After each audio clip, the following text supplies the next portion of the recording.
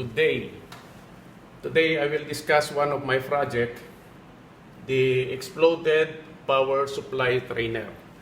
The objective of this project, it is for teachers demo and also for students experiment. So this power supply trainer, we have two output, DC output and then AC output. The ranges are 12 volts, 18 and 24 volts. And then the output is both, we have direct current and alternating current. So we start the experiment. So we have also the emergency switch for emergency purposes. So this trainer, it is a basic trainer and it is useful for everybody. So from the transformer, we have the primary winding, number 1. Primary winding in number 1, we will connect to voltmeter, AC voltmeter.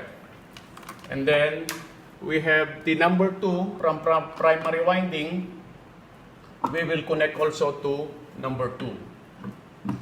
And then the secondary winding of the transformer, we have number 3.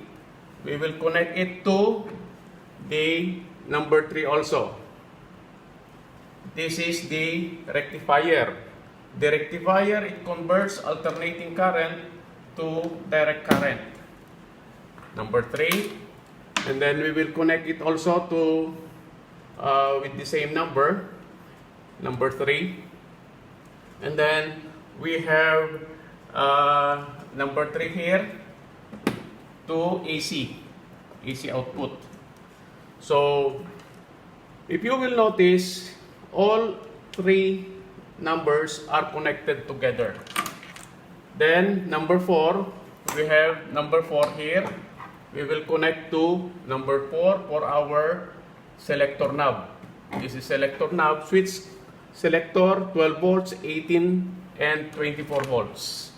And then from that number 4, and then we have also number 5, which is again the secondary winding of the transformer. Number 5, we will connect to number 5 also. Number 5. Okay, from 5 equivalent to number 5 in the selector switch. And then number 6 of the secondary winding, we have to connect, of course, to equivalent number 6 also to the selector switch. And then number 7, we need to connect from selector switch, we will connect to rectifier. Okay. Then number 8, we have the number 8, the overcurrent trip. We have overcurrent trip here. So number 8, we will connect also to equivalent number 8 for the rectifier. And then we have the number 8 also. From number 8, we have also the capacitor. Filter capacitor. So it will block AC and pass DC if it is in rectifier. So 8 equivalent to number 8. We will connect also to from capacitor, positive of capacitor, we will connect to number 8 of rectifier. And then from number 8 of a capacitor, we will connect to number 8 also of the load resistance. From the capacitor, we will connect to the load connection for the load resistance. And then from number 8 also, 8 of a load resistance, we will connect to equivalent 8. So, way 8, we will connect it to 8 with the rectifier. And then, number 9, so we will connect from the load resistance to DC output. Number 9. And then, number 10, so we have still number 9 here. Number 9, from load resistance, we will connect also to capacitor. The negative of capacitor. Negative polarity.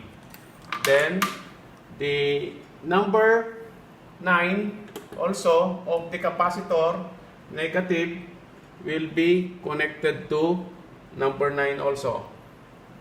Number 9 of the load resistance, or here, the rectifier. Then, next, we have number 7 here. We need to connect it to equivalent number 7. So, we have number 7 here. And then, number 10, this overcurrent trip, we will connect it to the voltmeter so that we will monitor the DC output. DC voltmeter 10 for the overcurrent, and then we will connect it also number 11 here. 11, we will connect to equivalent 11 also. 11.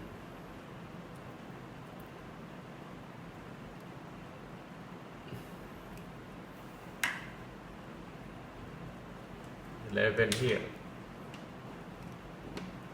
And then the 10, number 10 of the DC output, we will connect to equivalent number 10 of the